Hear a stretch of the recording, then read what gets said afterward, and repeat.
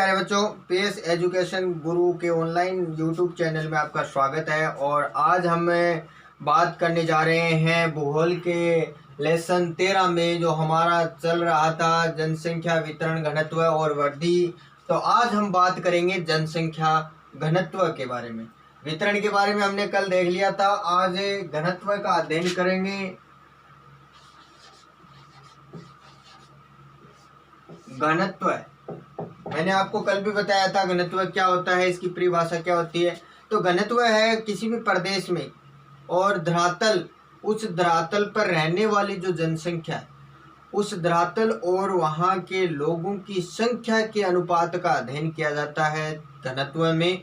और इसकी अगर हम परिभाषा लें तो परिभाषा क्या होती है कि प्रति वर्ग किलोमीटर क्षेत्र में निवास करने वाले व्यक्तियों की संख्या को जनसंख्या घनत्व कहते हैं। किसे कहते हैं? प्रति वर्ग किलोमीटर क्षेत्र में निवास करने वाले व्यक्तियों की जो संख्या होती है उसे क्या कहते हैं? जनसंख्या घनत्व कहते हैं।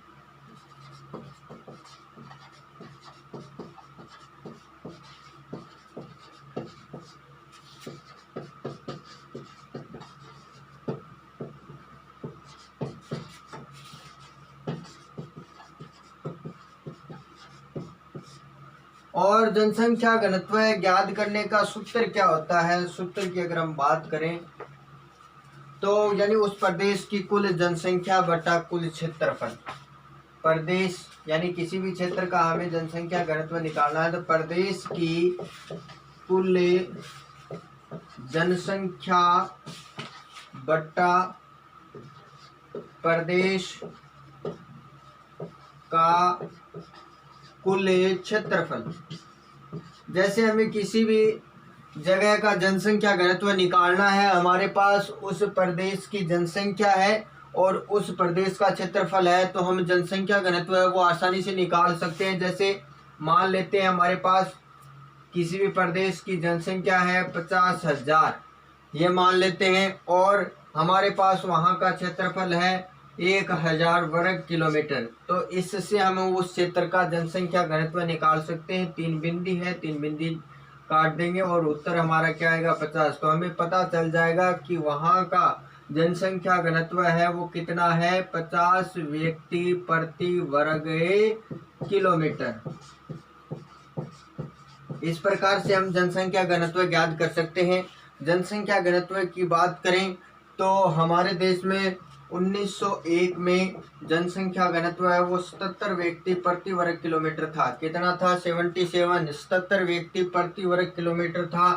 और अब 2011 की अगर बात करें तो 2011 में 382 व्यक्ति प्रति वर्ग किलोमीटर हो गया है।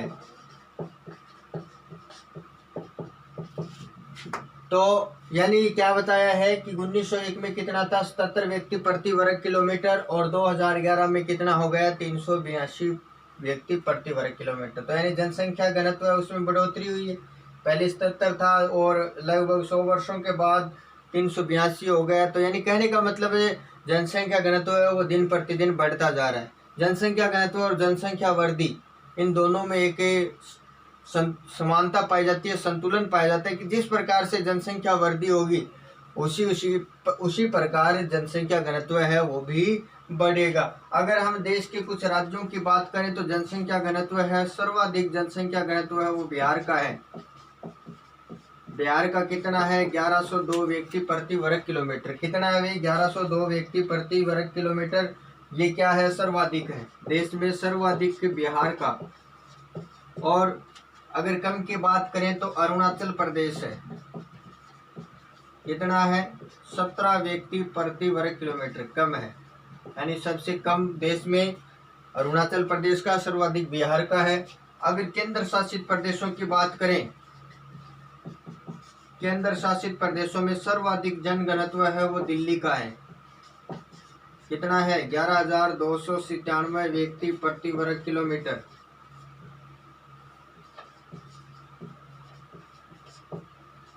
और कम कहाँ का है? केंद्र शासित प्रदेशों की अगर बात करें तो सबसे कम है वो अंडमान निकोबार द्वीप समूह है। कितना है? अंडमान निकोबार द्वीप समूह यहाँ का है 46 व्यक्ति प्रति वर्ग किलोमीटर। तो हमें अंदाजा लगता है इसे कि क्षेत्रफल और उस क्षेत्रफल की वहाँ पर उस क्षेत्रफल में रहने वाली जनसंख्या के आधार पर अलग अलग क्षेत्रों का जनसंख्या घनत्व है वो अलग अलग है। ये जो जनसंख्या घनत्व है इसके आधार पर भारत के राज्यों को 3 भागों में बांटा गया है। इसमें नंबर 1 पे आता है उच्च घनत्व वाले क्षेत्र, 2 में मध्यम घनत्व वाले क्षेत्र और नंबर 3 में आता है निम्न घनत्व वाले क्षेत्र। अब उच्च घनत्व में कौन से आते हैं, यानी उच्च घनत्व में वो क्षेत्र आते हैं जहाँ पे ग्रामीण जनसंख्या अधिक है और कृषि कार्य में संलग्न है। यानी कृषि कार्य, भारत के वो क्षेत्र जहाँ पर कृषि कार्य करने वाली ग्रामीण जनसंख्या का बाहुल्य है, समतल उर्वरक मैदान है, कांप मिट्टी पाई जाती है, पेयजल और सिंचाई की सुविधा के लिए पर्याप्त मात्रा में शुद्ध जल है, वहाँ पे उच्च घनत्व पाया जाता है। इस श्रेणी में उन क्षेत्रों को शामिल किया है जहाँ पर जनसंख्या घनत्व 500 व्यक्ति प्रति किलोमीटर से अधिक है, प्रति वर्ग किलोमीटर से अधिक है, 500 व्यक्ति प्रति वर्ग किलोमीटर से अधिक है, उनको इसमें शामिल किया गया है। और इसमें कौन कौन से क्षेत्र आते हैं, जैसे हमारा इसमें अगर राज्यों की बात करें तो इसमें एक तो आता है उत्तर प्रदेश, उत्तर प्रदेश के अलावा बिहार, पश्चिम बंगाल, पश्चिम बंगाल के अलावा इसमें हरियाणा शामिल है। ये क्षेत्र हैं जहाँ पे जनसंख्या घनत्व कितना है, 500 व्यक्ति प्रति वर्ग किलोमीटर से अधिक है। अब मध्यम घनत्व, मध्यम घनत्व में कौन से क्षेत्र आते हैं, जहाँ पे जन घनत्व है 300 से 500 व्यक्ति प्रति वर्ग किलोमीटर। इनके बीच यानी 300 से लेकर 500 के बीच जो घनत्व है वो इसमें शामिल किए गए हैं। इसमें कौन से क्षेत्र आते हैं, जैसे इसमें बात करें हमारा गुजरात है, महाराष्ट्र है, ये क्षेत्र आते हैं। यहाँ पे कृषि कार्य है वो ज़्यादा विकसित नहीं हुआ है, अभी अविकसित अवस्था में है, इसलिए यहाँ पे जन घनत्व है वो कम पाया जाता है। और निम्न घनत्व है 300 से कम। इसमें कौन से क्षेत्र आते हैं, जैसे राजस्थान की बात करें तो मरुस्थलीय क्षेत्र है वो इसमें आता है, यानी जो मरुस्थलीय क्षेत्र है वो इसमें शामिल किए गए हैं। इसके अलावा जैसे छत्तीसगढ़, उड़ीसा, मध्य प्रदेश के पठारी व जनजातीय क्षेत्र, कौन से क्षेत्र है, यानी जहाँ पे जन घनत्व 300 से कम है, मरुस्थलीय क्षेत्र आते हैं, जैसे राजस्थान का मरुस्थलीय क्षेत्र है। इसके अलावा छत्तीसगढ़, उड़ीसा, मध्य प्रदेश के पठारी क्षेत्र हैं और जनजातीय क्षेत्र हैं वो इस श्रेणी में आते हैं। यानी घनत्व को 3 भागों में बांटा है, उच्च घनत्व, मध्यम घनत्व और निम्न घनत्व। अब हम बात करेंगे जनसंख्या वृद्धि की। जनसंख्या वृद्धि क्या होती है, तो जनसंख्या वृद्धि होती है कि 2 समय बिंदुओं के मध्य जनसंख्या में जो परिवर्तन होता है उसे जनसंख्या वृद्धि कहते हैं। और जनसंख्या वृद्धि है वो 2 प्रकार की होती है, धनात्मक और ऋणात्मक। यानी अगर वो जनसंख्या में बढ़ोतरी होती है तो उसे धनात्मक वृद्धि कहते हैं और जनसंख्या में कमी होती है तो उसे ऋणात्मक वृद्धि कहते हैं। जनसंख्या वृद्धि का पता किससे चलता है, जो जनगणना होती है उन जनगणनाओं के माध्यम से हमें जनसंख्या वृद्धि ज्ञात होती है कि ये जनसंख्या है इसमें वृद्धि हुई है वो किस प्रकार से हुई है। जनगणना का हमें पता है कि प्रत्येक 10 वर्ष के बाद जनगणना होती है। सर्वप्रथम जनगणना की बात करें तो 1872 में हुई थी। 1872 में जो जनगणना हुई थी वो कुछ ही राज्यों की जनगणना हुई थी, पूरे भारत की जनगणना नहीं हुई थी। ये किसके काल में हुई थी, लॉर्ड मेयो के काल में हुई थी। और इसके बाद 1881 में संपूर्ण भारत की जनगणना हुई थी लॉर्ड रिपन के काल में, गवर्नर था।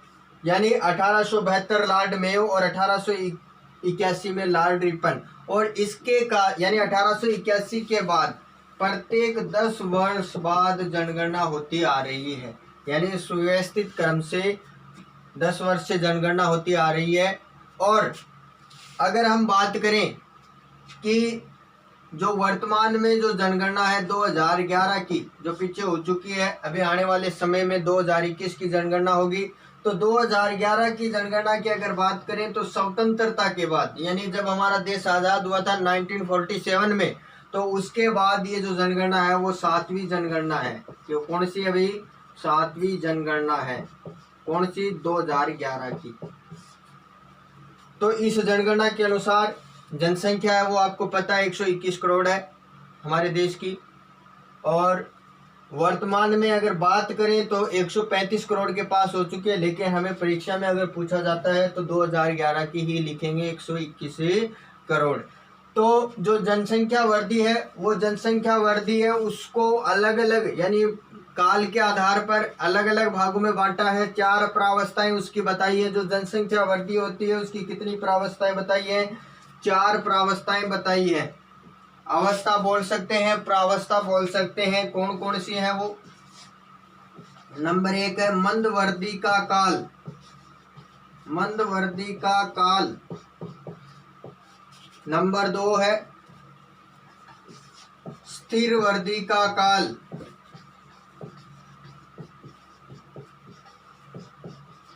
नंबर 3 है तीव्र वृद्धि का काल। और नंबर 4 है घटती वृद्धि का काल। तो इस प्रकार से 4 भागों में डिवाइड किया गया है। नंबर 1 मंद वृद्धि का काल, नंबर 2 स्थिर वृद्धि, नंबर 3 तीव्र वृद्धि और नंबर 4 घटती वृद्धि।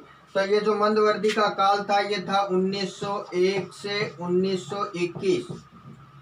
स्थिर वृद्धि था 1921 से 1951। तीव्र वृद्धि 1951 से 1981 और घटती वृद्धि का काल है 1981 से वर्तमान। यानी इस प्रकार से 4 भागों में बांटा गया है। अब मंद वृद्धि का काल 1901 से 1921, यानी इस समय हमारे देश की जनसंख्या है वो धीमी गति से, बहुत ही मंद गति से बढ़ी।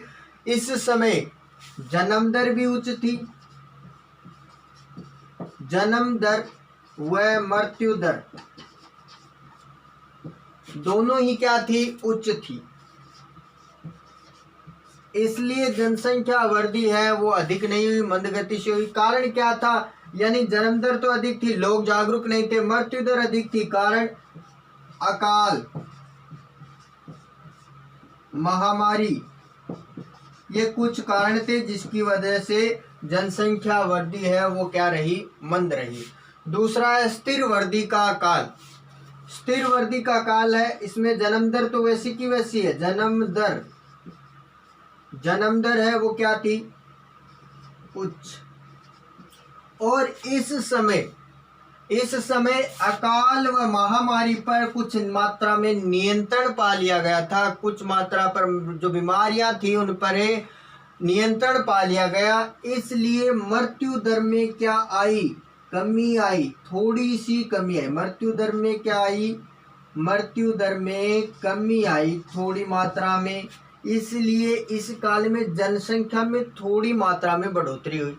फिर तीव्र वृद्धि का काल, इसे जनसंख्या विस्फोट का काल भी कहा जाता है। यानी जनसंख्या वृद्धि है उसका विस्फोट का काल कहा जाता है, क्योंकि इस समय जनसंख्या में बहुत ही तीव्र गति से वृद्धि हुई। कारण क्या था, यानी जन्म दर इस काल में उच्च थी और स्वास्थ्य सुविधाओं के विस्तार के कारण मृत्यु दर में बहुत कमी आई। मृत्यु दर में ज्यादा कमी की वजह से इस काल में जनसंख्या है वो तीव्र वृद्धि से बढ़ी। यानी किस काल में, 1951 से 1981 के बीच।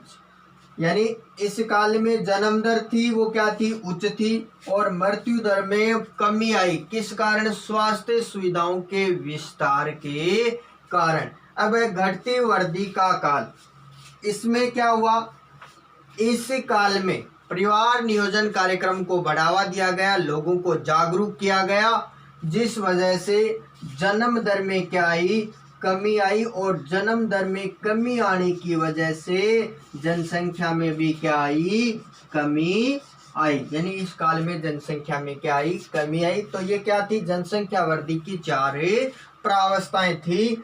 यानी इन कालों में जनसंख्या की वृद्धि दर है वो अलग अलग दर्ज की गई।